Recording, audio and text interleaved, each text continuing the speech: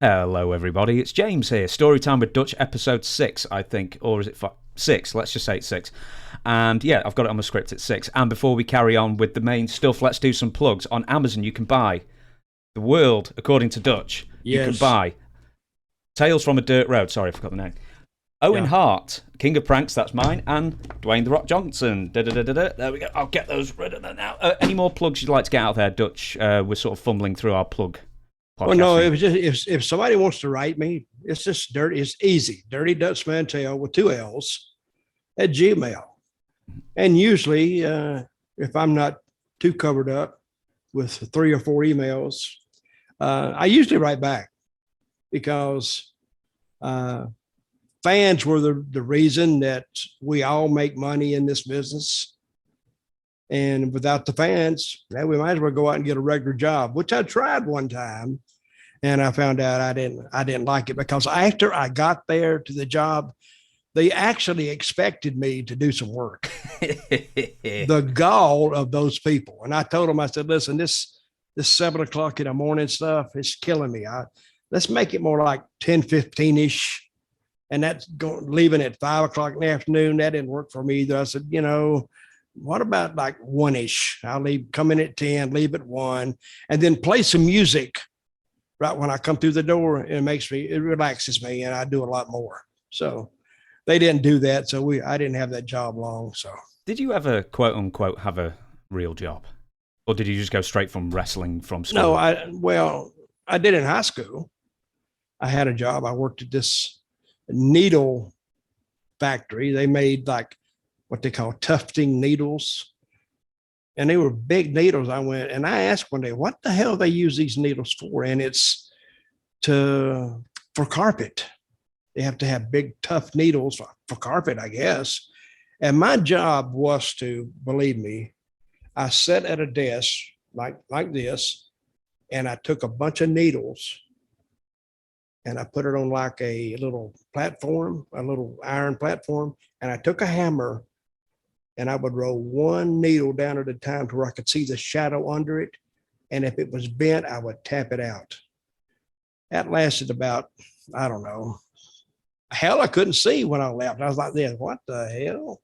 And I told the guy, I said, man, I'm going blind. Oh, we've tested it. I said, I don't care what you tested. I still can't see, so I'm gonna have to move on. And then I had that job, and then I had a little like lawn service for a while and a little cleaning service for a while. And then I went into the U.S. Army. Thank you, Uncle Sam. And then when I got out of there, I went straight to wrestling. At some point, we will go into the military career because I do want to ask about that as well. And for some reason, I didn't put it in the questions for the next episode that we'll be doing. But we'll save it for the future. But for now, absolutely nothing has happened in the world of professional wrestling, but we're going to muddle our way through and sort of make up some stories. Nothing has happened. With this being said, the biggest news, and yeah, I don't have my glasses on, but I am going to be squinting and reading this. This is the biggest news story in probably since Vince bought WCW. I've got quite a couple of paragraphs to read out so everybody's up to speed, the 3 people that haven't been following this, but here goes.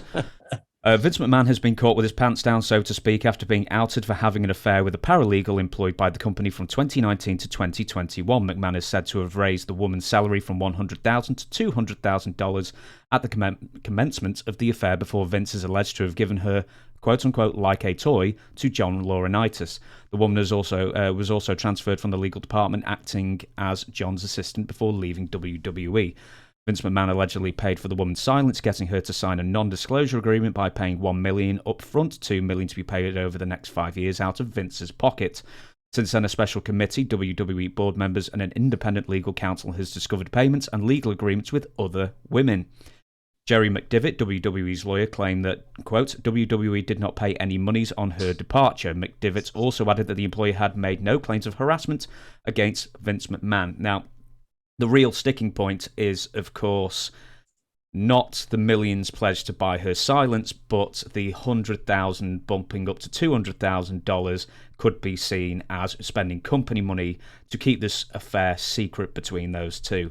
If there's anything else I need to add before I throw it over to you, I can add more stuff at the end. But you, on the last episode, you said, I think in 5 years, Vince will be kind of out and Triple H may be on the fringes, and I think Stephanie will be out. We're probably seeing the early stages of the McMahon withdrawal from WWE. So maybe you meant 5 weeks rather than 5 years. Well, I was very generous with that. They don't call me the Nostradamus of wrestling for nothing. This is big, huge news. So let's just go over some of the things you said. The money that he paid her for that NDA, $1 million. I guess that was up front, and then two more million over the next 5 years. Mm-hmm. That's his own money. Now, what you said was that what they're worried about is giving the extra raise in salary from 100,000 to 200,000. I've investigated that, and that's because she did change jobs and she did move up. So the moving up took into account the extra $100,000 in pay.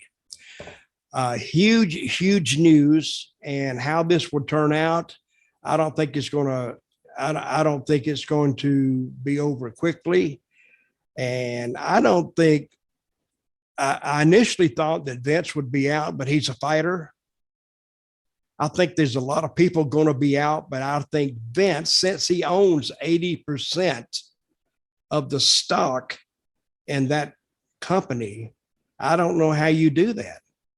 I really don't. But will this hold up in court? Yeah, it will. Here's another question that's not being addressed. An NDA is to keep someone from leaking private information. Where did this information leak from? If the woman leaked it, then she's in violation of her own NDA. My theory is Vince is under attack. The McMahon family is under attack within WWE, within the corporate environment. There are some people that want to see Vince and family totally out. It wouldn't surprise me if this NDA was leaked from the inside of WWE, leaked to the Wall Street Journal. Is that who leaked it? Yes. Okay. I think, and you know, they have a lot of connections with them being in Stanford, and New York City was 50 miles down the road. I think that it was leaked inside the company because there's a power struggle going on there. And I'm very interested to see the ratings for Friday night SmackDown, because I think that the ratings were up because they wanted to see what Vince would say. And when he came out there, did you see it? Amazingly, I did. That's the first wrestling from WWE that wasn't WrestleMania in years, and I watched it live, and it was interesting because he said very little, but his mere presence there said a lot. Oh, it did. It said, okay, folks, I'm being charged. I'm here. And it was all of us. And he emphasized together. We're going to go through this together.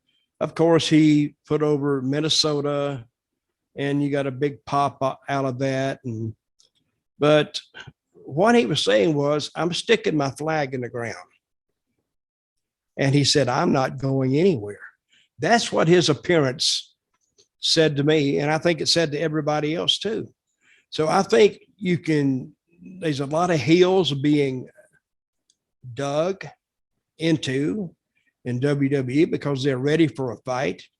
Who I think will be the fall guy for a lot of this will be John Laurinaitis. Now, Vince was at SmackDown Friday night. From all accounts that I've heard, Mr. Laurinaitis was amazingly absent. Well, and nobody saw Stephanie, I don't think. Was she there? I don't know about Stephanie, but I heard that John Laurinaitis was never scheduled to be there for SmackDown this Friday anyway, so that not too much should be read into it that he wasn't there. Well, he's usually there, though, isn't he? See, that's a story they put out after the fact. Yeah. That he's not. I don't know why he would miss. He's there on Raws. And even when I was in WWE, Laurinaitis was always there on both shows. So just to say that he wasn't scheduled to be there, I think is a story just to cover that his absence. And we'll check on see if he's at Raw, and we'll check to see next week if he's on SmackDown. And that tells you a lot too, because so let's get down to the source of these, not the source, but some of the rumors that are floating around. This is nothing new. WWE has always been surrounded by rumors of that kind. If you hung around the Divas a little bit, you would hear all that. And this is another issue that I think is being overlooked. They're not just looking at her, that particular woman. They're not just looking at her NDA. They're finding more. And they're finding more. And if you can go back far enough, you may find you like this word, trove, a trove of NDA agreements that unbeknownst before, now they're finding them. And I think WWE's phone is ringing, or that committee's phone is ringing, because there's a lot of divas out there mad at WWE, are blaming Laurinaitis, are blaming Vince, or blaming Triple H, or blaming Stephanie on why their career didn't take off. And women love to talk.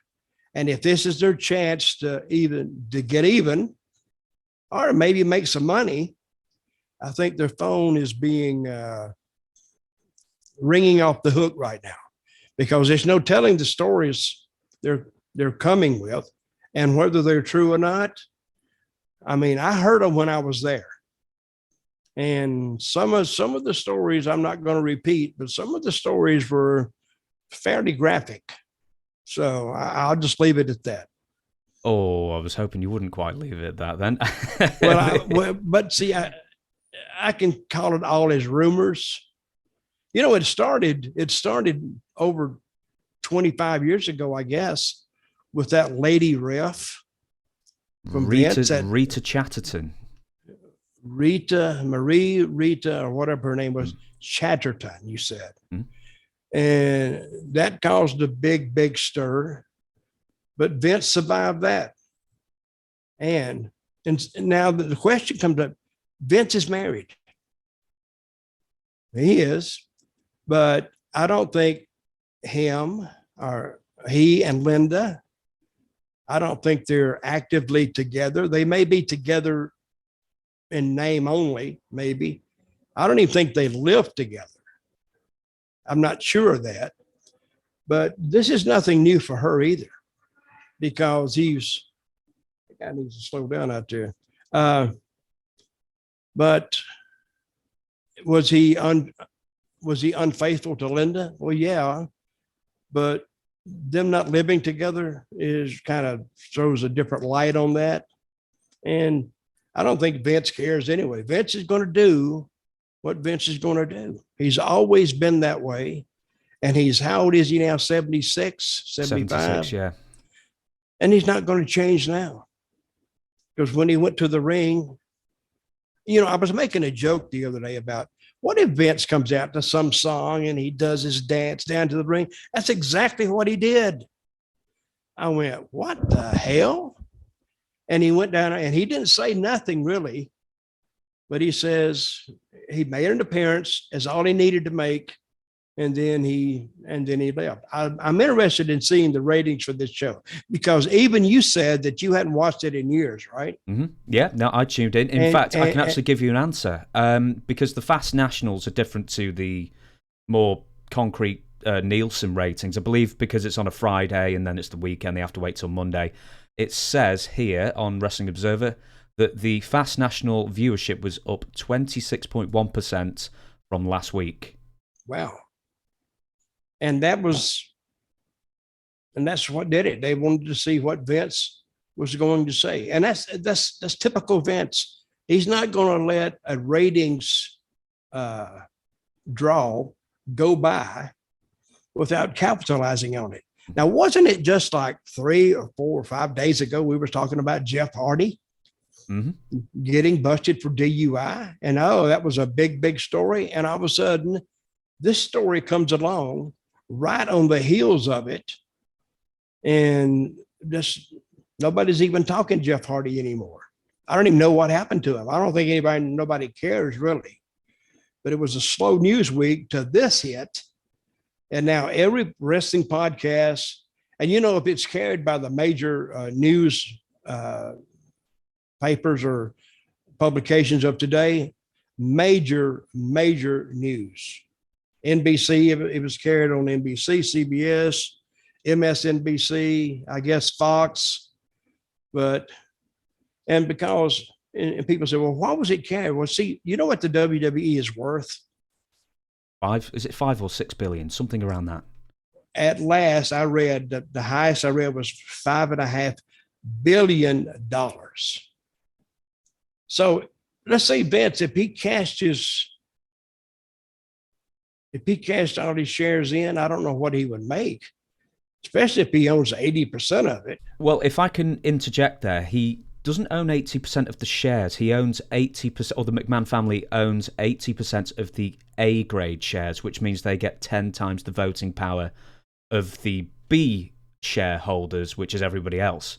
So he's still got majority voter rights, basically. So what he says goes in the company still, despite the fact that he's actually got a minority of shares. Oh, I don't know. That's actually confusing. It is, yes. I mean, he owns a majority of the voting rights. Yes, but not the majority of the shares in the company, which makes it even more difficult. I don't even know how that works, so I'm not even going to comment on it. But I do know that he was at Friday Night SmackDown that we saw because he went out there.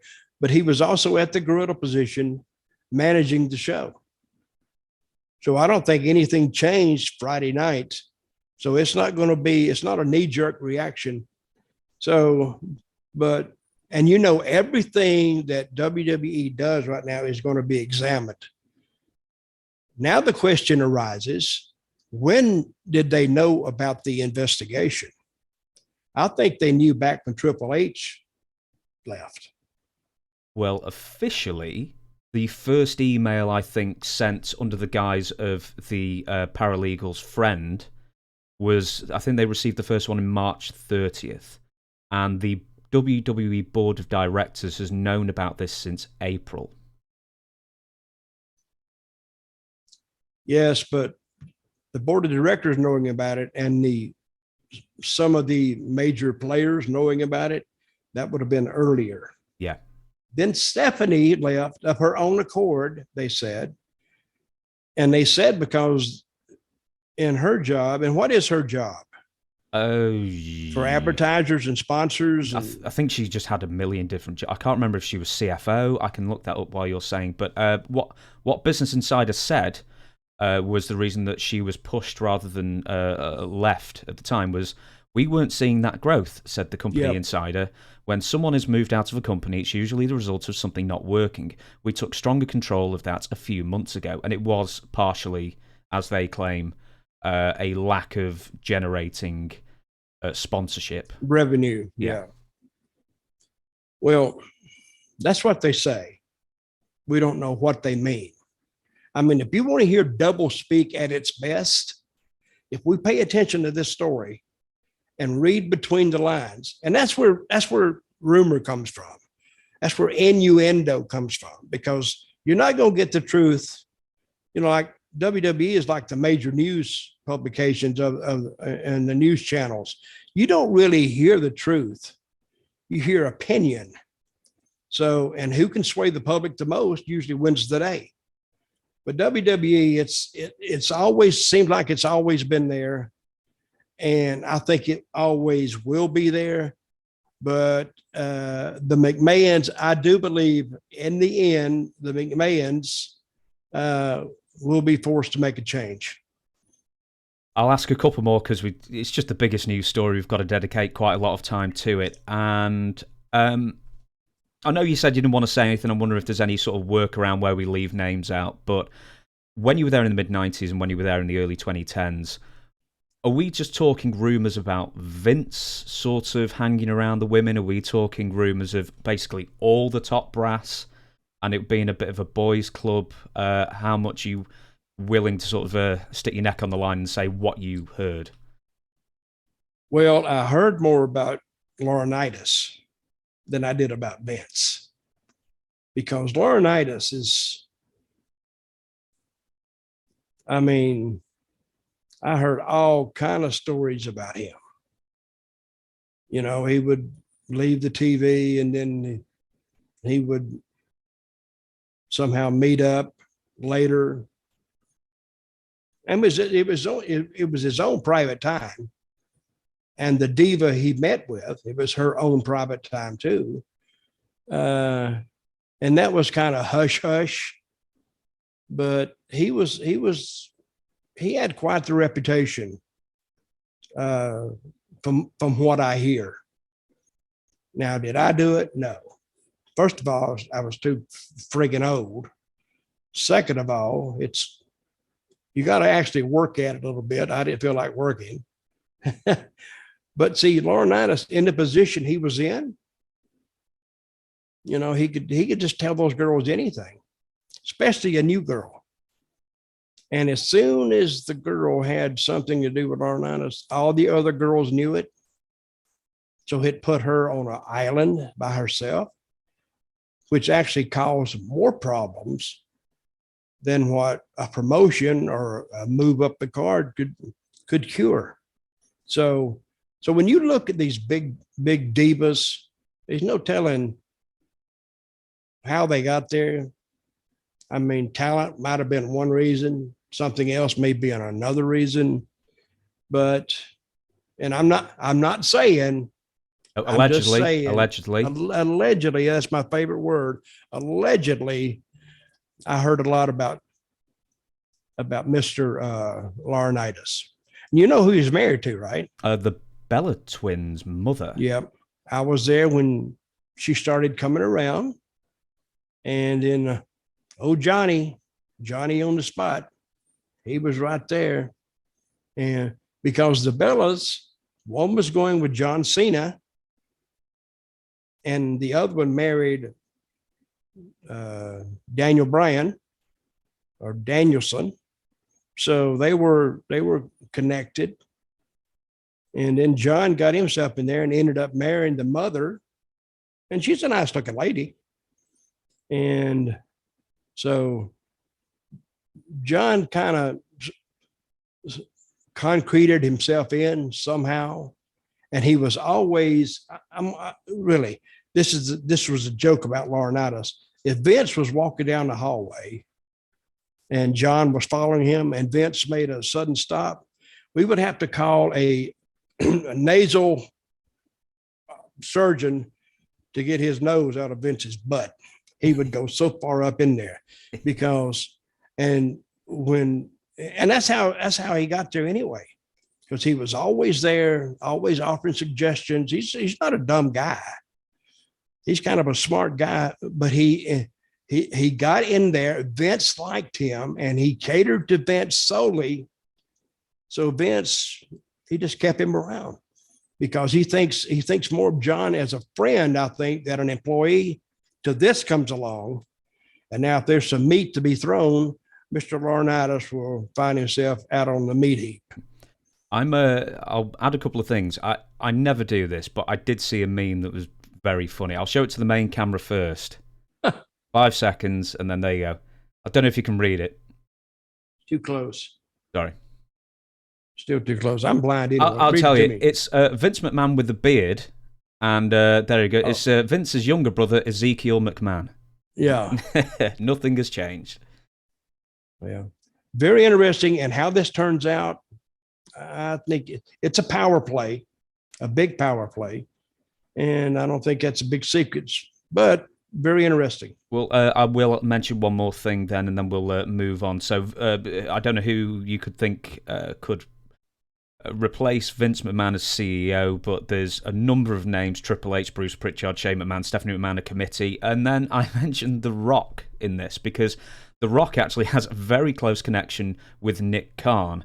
And he and Nick Khan are lifelong friends. Nick's sister, Nanachka, is the creator of Young Rock on NBC. Dwayne bought the XFL. They've been childhood friends since at least the 80s when the Rock was living in Hawaii. But Nick Khan, I know he wasn't there when you were there. No. Do you know anything about this guy other than what you've read? And I know zero about him. Never met him because he just showed up like a year ago, right? Yeah, I think 2020. And he made some changes that raised eyebrows. Like he started cutting the talent down. He's cut at least 100 talents, correct or no? Yeah, there was at the beginning of COVID, there was a huge series of layoffs.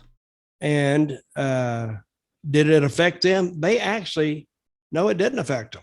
They actually made more money because they weren't running live events and still made more money because he cut the payroll down. And everybody, even at that time, thought that he was setting the company up to be sold, because the more profit you can show on that bottom line, the more attractive the company looks. I think the company still looks very, very attractive to potential buyers. But you mentioned The Rock. I think The Rock could raise the money that it would take to buy WWE. And I think The Rock, if he was owning WWE, would help them tremendously, because The Rock understands the wrestling business. He understands the wrestling fans, and they like him. You know, when The Rock is announcing he may run for president, I mean, that's pretty strong.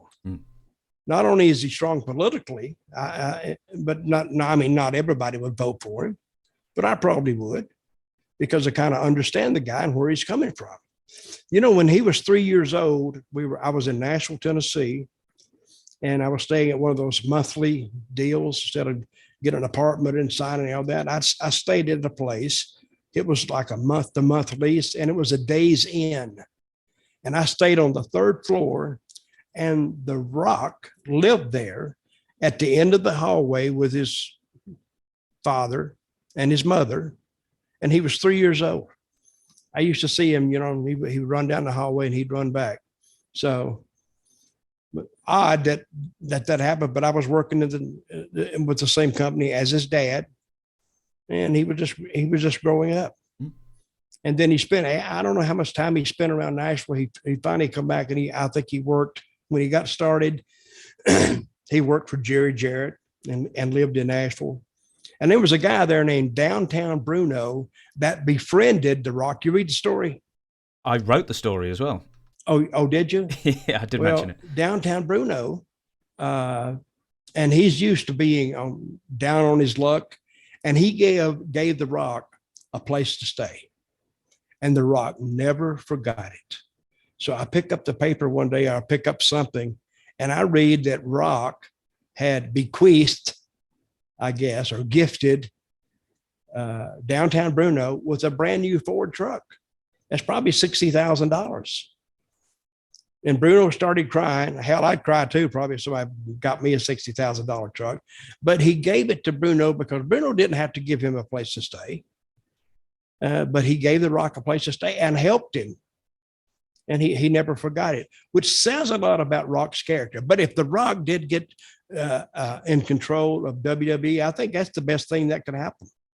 I really do, because he understands the business and he understands wrestlers. And very quickly, if you got your conspiracy hat on, if you were to guess right now, who do you think is the source of the leaks of the NDAs and who sent the email? Well, you got a lot of candidates there. Who's mad at him? Probably a lot of people. Yeah, I think for the most glaring, I would say that Nick Khan may have released it himself somehow, because that information is kind of private. So who could reach down in there and bring that private information out? Or I would say, don't discard family. Triple H could have done it too, because he may have seen what's going on, and I'm not saying he did it, but I'm saying you have a lot of candidates. Do you ever watch a show? It's a series called Succession. I've never seen it. I've heard of it. It is great, and it's similar to this, because here's a guy who owns like a big radio TV conglomerate, and he's about 80 years old. He's getting close to that. So who is going to succeed him? And all the kids are fighting amongst themselves. I don't think Stephanie did it, but I'm not leaving her out either. But I think some of those Khan and his people, they may have leaked it. And you can't leave out a diva, one of those girls that knows this, and she leaks the story. How it got to the Wall Street Journal is another story, because that had to have some legal advice in there somewhere. Now, if the woman leaked it herself, she's in violation if she did it. So that's why I'm saying, that's why the heat's not on her for releasing it to somebody. Now, who released it? I'm very, very interested in finding that out. Well, I'm sure we. Well, who do you think did it? Well, if conspiracy hat, I'll put it on, and I will say that the person who's got the most to gain from this is Nick Khan, in the sense that he could have also leaked the burial piece to the Business Insider about Stephanie as well. So all of a sudden, if everything had gone completely right, then Stephanie's gone, Vince is gone, and then Nick Khan is second in command pretty much, and then he's right in there at the top of the mountain within 2 years. If I was writing a fictional story, and that's how I'd want to end it as. They're talking about selling WWE, right? That's what they're talking. But the McMahons, they don't want to sell. So they have to move those people out or out of power for them to be able to carry this plan out. And that would be a perfect scenario for Nick Khan or for some of those big investors. I don't know. We could sit and we could talk about this all day long. No, I think we could, and we're not going to, because, as we say, there was nothing going on about 5 days ago, 6 days ago, as we're recording this. This is on a Sunday, this is on Sunday the 19th, as we record this, rather than on Tuesday, so who knows what else will happen. But we're going to move on, and was it yesterday, the announcement of the death of Dave Hebner, WWF/E, agent producer for many years, referee as well, and some of the most memorable stories of the late 80s. Dave Hebner memories. Dave Hebner and his brother Earl, great guys. I remember one time I was working for WCW. And somebody was late. And I think Earl was there. And they told me to get into the ring. And it's usually a match that goes 10 minutes. They said, "Can you do 40?" I went, "What? 40 minutes?" They said, "Yeah." I said, "With who?" And they told some guy. And I could, but a 40-minute match and to hold people for 40 minutes. And I did them a favor. I went in there. And I hadn't worked 40 minutes in one match in I don't know, years. I could do it, but there was no need to do it.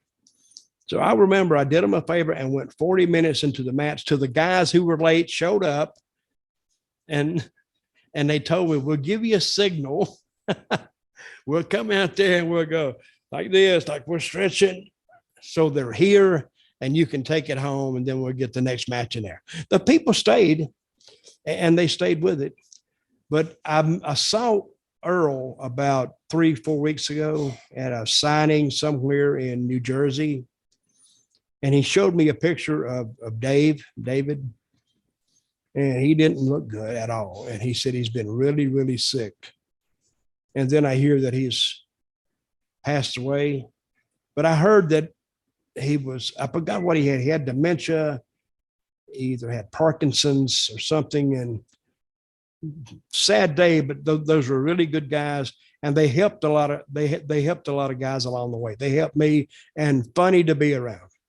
Really good guys. With Dave, did he, I know he was an agent in the WWF, but let's say as an example, when you were there 95, 96, was he helping structure matches, or was he just merely reporting back to Vince on the house shows? What were his roles? I think he was I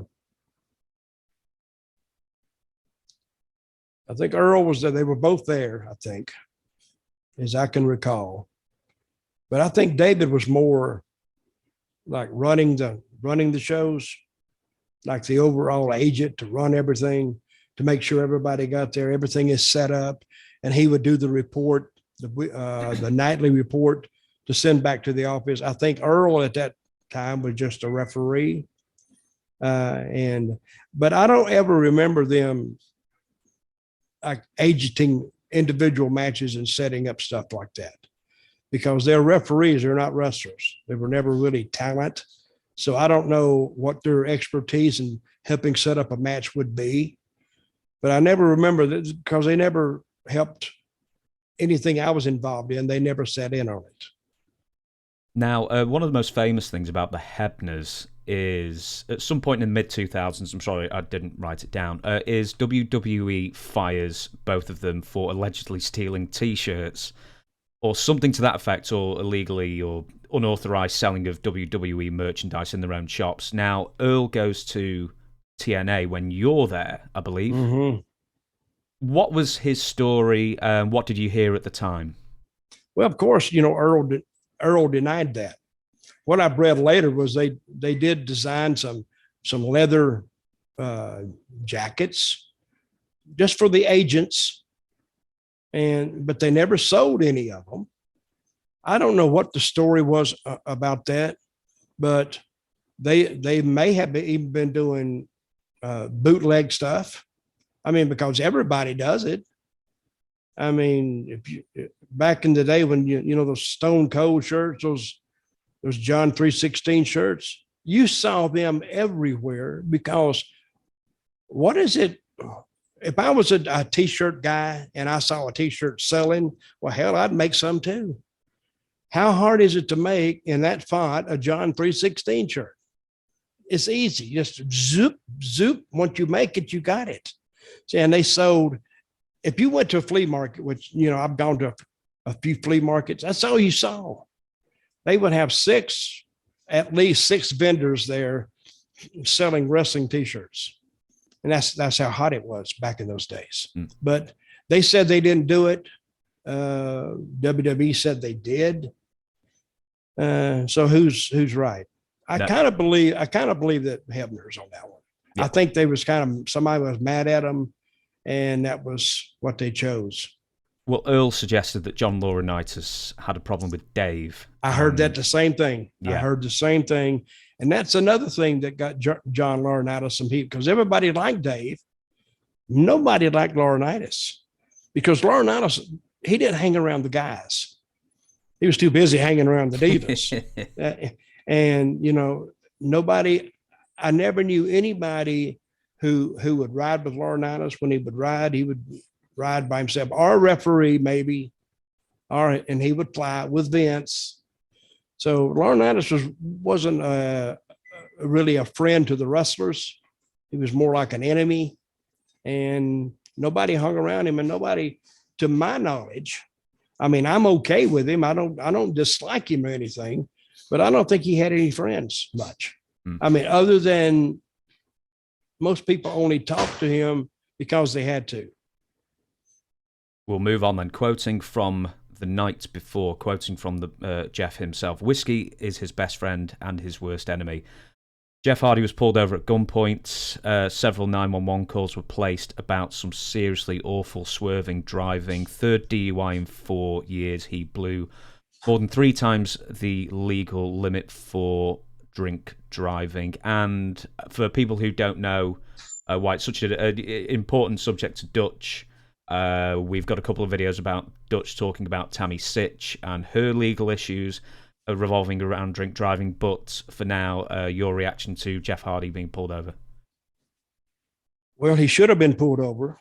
And the reason they pulled the guns, I found out later that he was going, they said he was just literally flying 90 miles an hour down the highway. And they pull a gun out of protocol because they don't know what he's running from. And if he's going that fast, must be hiding something. And they just pull a gun just to protect themselves. And they got him out. And I did put up a video on my Facebook account, and you can find it. It's just Dutch Mantell, simple. But I put it up, and he is drunker than Cooter Brown. He can hardly stand up. He can hardly take one step in front of the other. And he registered a .29 something. 294, 295, which is 3 times, almost 4 times the legal limit that you can drive, I think, in the United States or in the state of Florida. I think it's a .8. They're considering you that unable to drive. But if you hit a .29, and he's lucky that he didn't kill himself, but even luckier that he didn't kill some other people because he was weaving all over the road. And his excuse when he got out, he was going for a brain scan. Well, he couldn't have been thinking straight. Well, he needed one, apparently. Well, he may have. He's needed one years ago because but he's not going to change. Now, his job in AEW is gone now for the time being, unless he goes to rehab and it's certified that he is sober. But that's useless. He has been to rehab before. He has refused rehab before because in WWE, they wanted to send him and he said, no, I'm not going. And so he's been to rehab. So when somebody tells you who they are, at some point, you just have to believe them. He's an alcoholic and I don't know how much drugs he takes, but he's probably addicted to that also. And they're just not going to stop. So when they're not going to stop, I don't know what you do. So the only thing I can say is put him in jail and keep him away from everybody else. I mean, you can't put him in jail forever because the laws don't allow you to do that. But 3 DUIs in Florida within the limit that he had them 4 years is an automatic 90 days in jail, automatic. So if I was a judge, I'd give him 90 days and I would take none off. Maybe he could dry out in 90 days. But see, prison is more than just punishment. Prison is to protect the citizens. I mean, if you take a killer and you take because he's killed people and you put him in jail for 10 years and you keep him for 10 years, well, you're safe from that individual for 10 years. But the day he gets out, that's when the safety around that person leaves because he can go kill again. I had a theory one time. I said, you need to take people that there is no hope for them and put them on an island like Devil's Island. What happened? No, we're good. You there? I'm here. Wait a minute, where did my picture go? Hang on, I'll pause it. Well, I had a theory like I was talking about, like Devil's Island. You take these people when they show that there's nothing to do and put them on an island along with those other people who have shown they don't care either and let them live amongst themselves. That's very, I don't know what you would call that, but Battle Royale. What else sounds like. Yeah. What else are you going to do? Because every time that Jeff Hardy gets behind the wheel of a car, you don't know whether he's drinking or not. Now, this is the thing I didn't tell you. You know, my granddaughter got killed by a drunk driver. And my daughter and I, we were in Tennessee. We actually took a petition and we got like 15,000 or 20,000 signatures on it. And we presented it to the state legislature in Tennessee, and they adopted a law. It's called Amelia's Law. It was named after her, which says that if a person convicted of drunk driving, they can be equipped with a dermal device that fits around their ankle, I think, that monitors their alcohol intake and their movement immediately. So if you can see that somebody's been arrested for drunk driving and they're wearing one of these, as soon as that moves a little bit, then you can check. I mean, you have to be on this constantly. And if they're drinking, it will show up. And it's called Amelia's Law. And hang on a minute. What'd you say? For judge. Oh, I'm sorry. 1, 2, 3. Not only is it for alcohol, it's for drugs too. Mm-hmm. So, and hopefully, and it's in effect in Tennessee. And it didn't get installed right away because that was, they said the person who is convicted of it has to pay for that. And they says, and then they said, well, they may not have the means to do that. My response was, well, they had means to buy drugs. They had means to buy alcohol. So they have means to do this. So, but I think more of that needs to be instituted in this country because it is a serious, serious problem. And I don't know if it is in the UK, but it is in the United States. It's a serious problem. Yeah. Why does, at least as far as I can tell when I look online briefly, Jeff Hardy seems to be getting a bit more sympathy than Tammy Sitch in essentially the same situation, although obviously Jeff didn't kill anyone, thank goodness. But why does Jeff get more sympathy than Tammy? Well, I think the people, because Tammy's always been like the bad girl, the heel. And if you just meet her, she's a really a smart ass. She just thinks about herself because I know her. I have no problem with her because I never crossed her, but people that cross her, I've seen her. She'd cuss, raise hell, throw things, hit people. But Jeff was never like that. Jeff is a more likable guy, I think. And if you hear Jeff talk, he's like soft-spoken and, you can't imagine him really getting mad. I think that's one of the reasons because his on-screen persona is more of a likable guy than what Tammy is. But Tammy's personality now is her personality. Her on-screen personality was actually her. We shall move on then. Just something I'd like to bring up as well is after Jeff Hardy was diagnosed with a suspected concussion, he really was on his way for a brain scan. Why he thought to get blitzed out of his mind drunk, but the night before, I don't know what he was hoping the best for was there. But AEW had actually advertised the Hardy Boys on a 3-way ladder match for AEW Dynamite against the Young Bucks and Jurassic Express. But pending the results of the brain scan, Tony Khan had no intention of putting Jeff on TV with a concussion. So where does that fall for you as far as false advertising is concerned? I don't think it was false advertising. I think Tony booked it the week before or 2 weeks before. And the match just happened on the pay-per-view, right? Right, yeah. Okay, so he didn't really have time to change it. And you have to book in advance anyway. So he didn't really false advertise it. And he took it back, I think, as soon as he found out that Jeff had been arrested. He just took them completely out of the match. Yep. I saw, and I may have told you, and I may have said it on this program, did you see Darby Allin do that dive off the ladder onto Hardy? I didn't know. Why they did that, I have no idea. I mean, I don't know why is Darby Allin that brain dead that he's going to do a move like that and expect a guy who is Jeff is 20 years older at least, or 25 years older than Darby Allin, and he's going to trust his body to be caught by Jeff Hardy.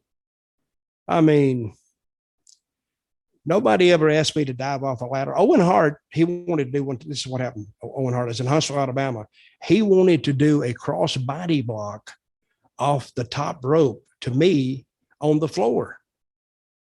And I thought about it a minute. And he said, "You okay with that?" I said, "Oh, yeah. I'm perfectly okay with that."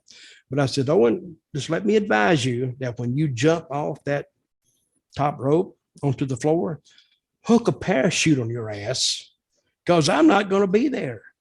He said, oh, I'm sorry. You know, I'll be light. Now, how can a guy be light if he's flying through the air with, you know, gravity pulling him down? He is what he is. So I refuse to catch him. Randy Colley, who was one of the Moondogs, says, I'll do it, Owen. You know, and I like Randy. And I looked at him and he's a big guy. He caught Owen and he ended up with 2 or 3 broke ribs. He couldn't work for a month. And I don't know if they paid him or not. I doubt it. But I'm not going to do. Why would you do something like that? See, I've never done stuff like that. They got me on a scaffold one time, which after I got out there on it, I said, why in the hell did I agree to go out on this scaffold? I could fall off, break my arm, break my back, break my leg. And I've been on a scaffold. Well, I had to go through a week's worth of bookings with it because they already had it booked in Tennessee. Never did I ever agree to it again. But they slipped that in on me. They just booked it and didn't ask me.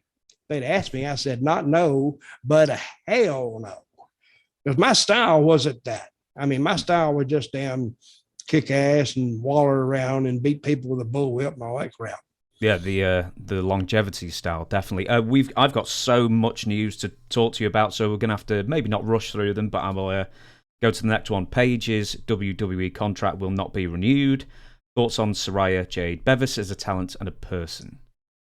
Great talent, and she's wild as hell. She's a wild girl. Now, that's what I'm thinking about when these divas want to tell stories. She's got a few stories to tell if she wants to tell them. So I wouldn't say that WWE contract is over just yet. It's according to what the story she's going to tell in the wake of this investigation going on. I mean, I bet that phone is ringing off the hook at whoever's investigating this. And it's about, and I bet it's more than the 2 principals too. I bet it's more than Vince, and it's more than Laurinaitis, because it's a lot of people. And what they're trying to find out is the culture, the work culture of WWE. And I'm very interested in reading the findings on this. Purely as a worker, Paige, I don't know how much you spent, you know, watching the women wrestling, you know, critiquing their work and stuff. But where would you have ranked Paige at the time? Well, Paige, all of a sudden she showed up and she beat AJ Lee the first night in. So when you see that, I didn't know Paige from Adam's House Cat. I went, wait a minute, who is this girl? And I didn't know her then, and I got to know her later. Oh, she's a great girl. I mean, she likes to party. Of course, you know, at my age, I was much older. I was like their damn daddy or something. But I mean, they felt they felt no threat for me. But I've seen a lot of them they go out in the hallway and guys grab them and feel them. And of course, I'm not at liberty to say, but it wasn't just one guy, it was a bunch of them. Mm-hmm. So any of the stories that they tell, I'd have to believe most of them, because I know how some of these guys are. But knowing how they are, and is it illegal? As a culture, it is. And were they reported? I don't know. Sorry, you caught me with a mouthful of a drink then. Yeah. Next one. Next one is Jeff Jarrett has been hired by WWE as their Senior Vice President of Live Event Bookings. What did you feel Jeff's strengths were as somebody in charge when you were working with him in TNA? Well, he's a good organizer. Great organizer. But I think in TNA, he was covered up with too much. I mean, he was trying to run the company or help Dixie Carter run the company, and she had absolutely no experience in running a wrestling organization. She had no experience of the culture. She had no experience of the tradition and how things were normally done. And see, she would meet a guy for the first time and love him to death. But see, we knew him, some of these guys, under different circumstances. They were hard to work with. They wouldn't like this. They wouldn't like that. They would actually sandbag a finish. And a sandbag a finish, I mean, they'll do it, but they'll do it in such a way that it's so crappy that it won't get over. And they'll blame the finish when it's really when they kind of laid down on the job. But so it's hard to, and they do it in such a way that you'd have to be experienced to pick it out. But I think Jeff has good organizational skills, and I think he's probably in the right job. He's running the live events. He's overseeing them. And I think it's probably one of the best jobs for him. With what you just said then, do you have any specific examples you can give, or are you rather leaving out names on purpose on that one? On the behavior. Sandbagging a finish. Oh, a sandbagging a finish means, say you're one of the guys and I give you this finish and you don't like it. Say you're losing. You don't like it. So you'll go out there and you'll do it, but you'll halfway do it. You see what I mean? Mm-hmm. You'll actually hold your performance down. And it could be a great finish, but you'll just do certain things with less enthusiasm and just enough that the fans can tell. And maybe they might not pick it up right off the top. They usually just say, it could have been better. And it could have been better if the guy had committed himself to making it better. But a lot of guys, they won't do that. Is there an example of when somebody, let's say, takes a finish and then they kick out at 3.1? Is that maybe an example of someone sort of, like putting a bit of water on the fire of a good ending to a match on purpose? I wouldn't say that, but it's according to what's done to him. And if he does kick out on 3.1 and he comes up and he's arguing with the referee when he should be selling, that's sandbagging a finish. Mm-hmm. I've seen that done too. We'll move on then. Because then they can say, hey, I done the finish. I did the finish. What do you want? And now you're arguing degrees. Well, give me one more way that somebody could sandbag a finish then, if you've got an example.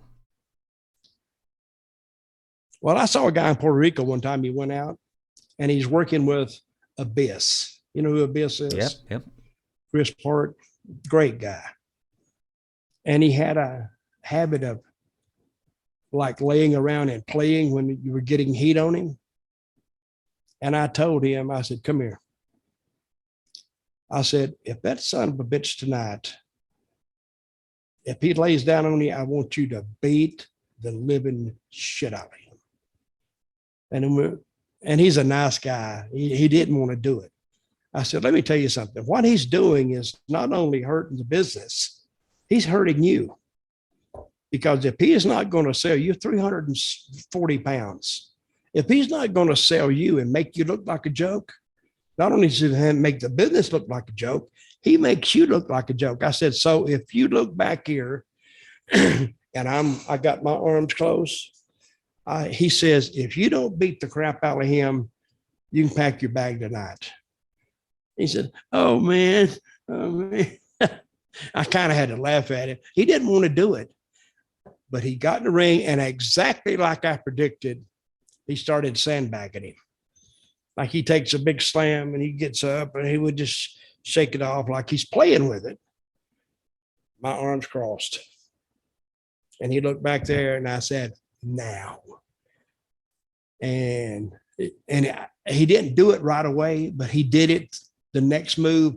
Then Abyss got pissed off on his own and did beat the crap out of him. And he come back and I said, there you go. I said, when you got rough with him, he started selling, right? He said, yeah. Because sometimes you got to wake him up. I mean, I couldn't wake him up because the guy would, if he'd done it with me, I'd have to go another route with it. But Abyss was big enough to really kind of hurt him. So he gave him a couple of good shots, and the guy and told him, he said, you better sell this. And he started selling. That's sandbagging. Fine example. And green guys, they think it's just part of working, but it's not. Experienced guys can tell that. I'll leave this next question out. Apparently, Zac Efron's playing one of the Von Erichs. We'll talk about that another time. I'll talk about this Ultimate Warrior letter thing another time as well. Man, there's so much. I might bring it back, actually. We might have enough time. Bray Wyatt was briefly back in the news when Dave Meltzer hinted that he knew the real reason for Wyatt's WWE release last year, and it was not because he wasn't drawing, but any thoughts on why he was released?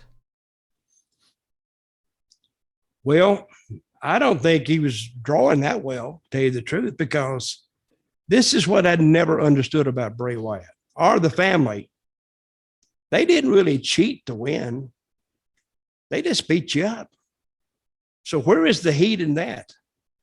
If you beat somebody up and you just beat him up and he does his move, he just beat him. So you can't get mad on another guy just beating a guy. It's like a knockout punch. What's to get mad about? He just knocked him out. And I think Bray, I never understood the gimmick at all. It was kind of off country occult, I guess. But I never really got it. And then when he went out there, he didn't do anything to make the people mad. He never argued with them. And I think when they tried to make them heels, people didn't want them heels. They kind of liked them. So they went against the grain there. Now, what he did for them to stop it, other than it was hard to book to me. I mean, if I was on the booking committee, I'd say, who are we going to book the guy with? Then they split them up and still didn't have them cheat or do anything that would make people see the Miz. You don't like the Miz because he's a little whiny ass little bastard, but it's enough to get him heat. And I mean, you remember the great heels along the way, Bobby Heenan, you kind of like him, but you did want to see somebody put their foot in his butt. But see, Bray Wyatt never did that. To me, I think the gimmick was great. I liked it. And they tried it out in NXT and they said, bring it up. But just because they say bring it up doesn't mean they have a plan to send it forward. I don't think they had any plan for it, to tell you the truth. It didn't seem to me like they did. I'll give you an example, and you tell me if you think I'm way off. Is Bray Wyatt sort of gave interviews like Raven, very much talked in riddles and a bit circular, but at least with Raven, no matter how far he went off with the point he was making, he would come back to, give like the go home line of, let's say, who he was fighting and where he was fighting, what the issue was, and it was more clear, at least with Raven. Whereas Bray Wyatt always seemed to be circular riddles with no real point, almost like Ultimate Warrior, in the sense he was just saying crazy things for the sake of crazy things, even though the delivery was great. You can't make wrestling fans think too much. It's like anything else. If you're reading a novel and you're trying to say, I don't get this, if they don't get it, they don't get it. And Bray, even though he never came back to it, you still see, he could talk for three. I said it while I was there. I told Jack, I was going down, I said, Bray Wyatt, believe me, he talks for 3 minutes or 2 minutes or whatever he talks. And when he finishes, you look over at your friend and you say, what the hell did he say? You didn't remember. As soon as he said it, it was gone. It was in the atmosphere. It didn't make sense and it didn't resonate on you. But a guy says, it comes out and says, I'm going to beat the living crap out of you, blah, blah. At least he said something. At least you understood it. To me, wrestling fans, don't make them think, or anything else, TV shows, anything.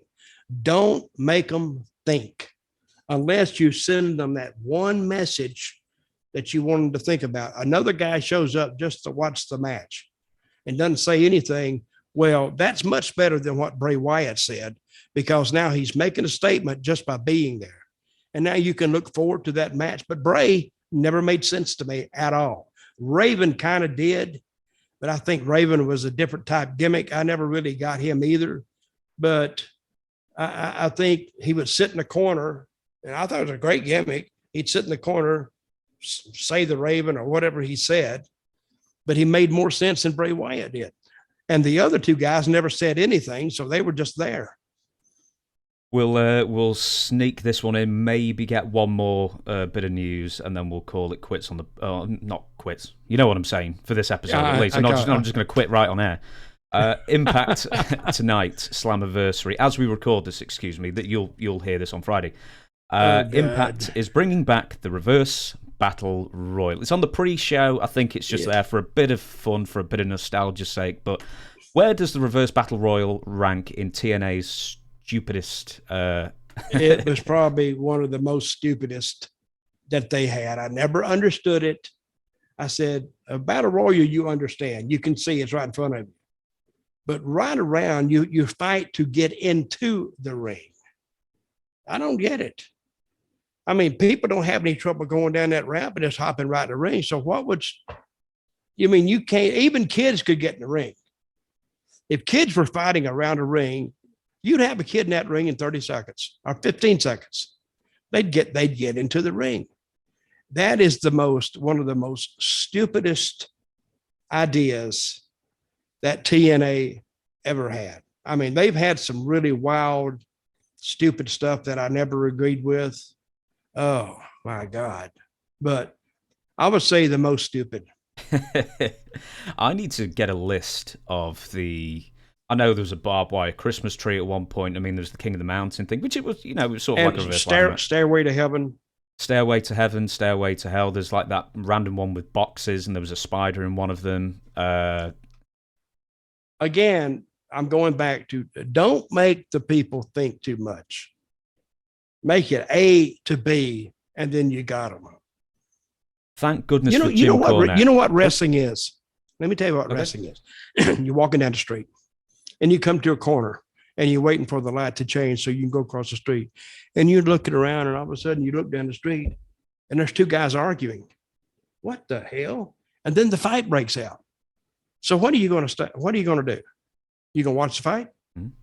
You're going to watch the fight till one gets a crap beat out of him, or some people step in, or one runs off, and then the fight's over. And then you say, oh, damn, what the hell of a fight. Then you start walking.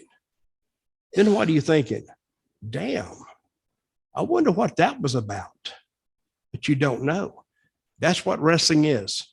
Wrestling is, go back to that corner, and they're fighting, but wrestling gives you the reason they're fighting in the first place. Now you got something to watch. Now, if they promoted that, and if they'd have promoted that fight, hey, we'll be back here next week at 12 o'clock. Well, I'd have probably been back here next week at 12 o'clock to see the end of it. That's all wrestling is. They give you a reason why two guys are fighting and make it seem important, and then you'll watch it. That's all wrestling is. That's why, thank goodness, TNA had Jim Cornette for several years to explain some of the most convoluted of these match stipulations. And Jim Cornette would go out on stage and go, it's really very simple. And then there'd be like 4 paragraphs of rules, like of whatever it may be. Oh, you should have seen Cornette in the back. He'd go, my God, I don't even think I can explain this. And the reason being, and I like the guy, but it's Vince Russo. I'll say one thing about Vince. Vince never lacked in the idea department. He would have ideas out the yin yang, and some of them weren't bad. And some of them were were horrible. But Vince McMahon told me one time, he says, and he told all of us, he said, I want ideas. He said, the worst idea is the one that's not pitched. Pitch it. Whether it's good or bad, it may filter off into something else. So, but they would have crazy ideas. And I remember when Jimmy, I forgot what happened, but Vince Russo left. He had to go home or something. Something happened. I don't know what happened. And it was me and Jeff and Scott D'Amore, and we were booking it. And Jeff asked me one day, he said, what do you think about bringing Cornette in? Because he's a good booker. He knows what he's doing. I said, it'd be great. So we brought him in, and he became not necessarily on the booking end so much, because he became an agent. So he could explain these matches to the talent. So we brought him in, and then about 3 months later, Vince was coming back. I went like that. I said, oh my God. I said, and I told Jeff, I said, Jeff, you know what this means, right? He said, what? I said, Cornette's gone. He said, no, I'll talk to him. I said, no, you're talking to him. You're not going to get him to stay. So I remember we did TV every 2 weeks. So, and we did it. We start on Tuesday, I think, maybe Monday and Tuesday, we do our TVs after the pay-per-view show. I went up to Jimmy. I said, Jimmy, I got something to tell you. He went, what is it? And he hadn't heard. I says, Vince Russo's coming back. And he just looked at me like, you gotta be shitting me. I said, and you know what he did? He says, okay, I quit. I said, no, don't quit. He said, no, I'll finish out today and I won't be back next time. I said, Jimmy, please, we can work through this. No, we can't work through this. And boy, and he lit me up with a promo. I wish I'd had it on tape now. I mean, it was just for me, but boy, he lit me up how he hated Vince Russo and how he's a no good SOB and blah, blah, blah. And then I realized, hey, this heat between Vince and Jimmy is real, because it started back in the old WWF days. So then I went and I went to tell Jeff, I said, I told you. He said, what? I said, Jimmy's quit. He said, no, he didn't. I said, yeah, I told you he'd quit. I told you. I said, what are you, Helen Keller or something? You can't hear nothing. And so he went to talk to him, and I saw him sitting up there in the seats, you know, where the fans sat before the show started, and they were talking and talking and talking. And Jeff finally, I don't know how he did it, but he conned him into staying by saying that Dutch will keep Vince away from you. He used me. I am going to pull. I'm going to be the security for Jeff, the middleman, and I mean for Vince and Jimmy not to meet. So from then on, and I went to tell him, I said, Jimmy, it'll be fine. I need you. Jeff needs you. We did need him. And I says, you know, let's try it. If it doesn't work, you can go. So he tried it. And that first day was very, very tense. Even Vince called me off and he says, is Jimmy okay? I says, yeah, he's fine. Why? I just wondered. And then he never told me what went on. He never, but, you know, Jimmy in his book, he wrote, or he said this, he said, I want to live long enough to where I want to be able to, I won't use the word, to urinate on Vince Russo's grave. And I said, that's pretty strong. But they got along there as well as can be expected under the circumstances. And I think it lasted, I don't know, a year or more, maybe. It was about 3 years, I think, wasn't it? Well, 2006, 2009. It may have. We just kept them separated, which is more of a problem than you would think. You know, you got this big lot and one of these big buildings in Orlando at Universal Studios, So Vince is on one side, and I'd make sure that Jimmy was on the other one. So, and I told Jeff one day, I said, hey, I'm getting tired of playing security guard. I need some help. So you're going to have to get out of that room, whatever you're doing back there, and get out here and start helping me. And he did. So, I mean, I love Jeff. I've known him since he's 14, but it was kind of a little thing between us. But I can't believe we even got him in the same building. There's a story, and we will end on this one. I don't think we've got time for any more. Is apparently the time when Cornette actually shook Vince Russo's hand was, I think it was the time when everybody seemed to be getting let go. And then I don't know who was next. It was just before when Hulk Hogan and Eric Bischoff probably took over. And Jeff had just been released or sent home. And Cornette and Russo shook each other's hands and said, no, we're going to make this work with Jeff. And Cornette promised Jeff, no, we'll keep Russo on the rails. And then the next week, Cornette was gone. Oh, yeah.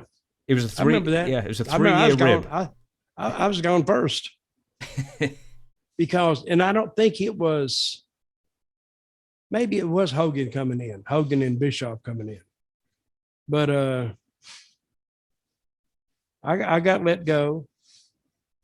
And then I think Jimmy the next 2 weeks, because they couldn't let me go and not have any other agent there. But I think Jimmy blamed Vince for that. So I don't know who was to blame for that. But see, anybody on Jeff's team got let go except Vince. Mm-hmm.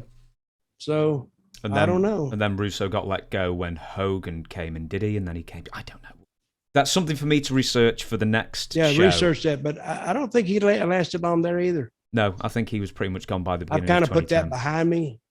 So I will say this: I didn't mind being at TNA, but it was probably one of the most unhappiest times of my wrestling career, because see, working by, that's why I hate working by committee. Because some of those guys on the committee, I at least had experience booking solely, and none of these other guys did. Jeff didn't have experience booking at all. You know, sometimes everybody thinks they can book, they can't book. Because what you can, but it just won't work. So you can book, you can call angles. So me and you in a match, you said, hey, Dutch, hit me in the head with the 2x4 tonight. Bam. Okay, you're down. That's an angle.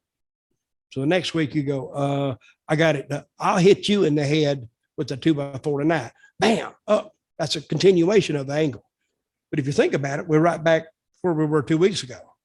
You know, now we have a match pull apart or whatever, and we do something the next week before the pay-per-view.